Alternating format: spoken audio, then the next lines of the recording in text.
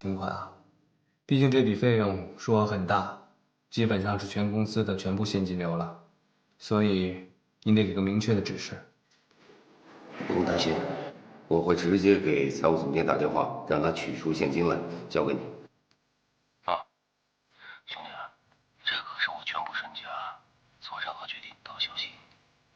还有，复位尽快办，如果复位办不下来，所有努力都是白费，明白吗？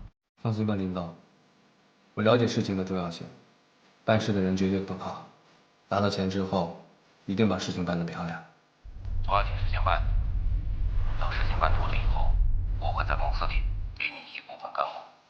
领导，就算您不给我这干股，我也会竭尽全力的。总之，谢谢你。行了，小子，跟我客气什么呀？今后咱们俩就兄弟了。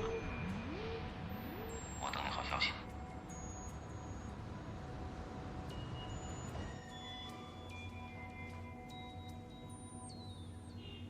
昨天晚上我想了一晚上，过去的事情就让它过去吧。我不能没有你，不能没有孩子。